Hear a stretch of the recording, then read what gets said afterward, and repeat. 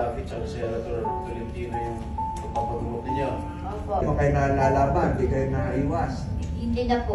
Kasi Hindi po. wala na kayong lakas. Opo. Pinapakain ba ko kayo doon?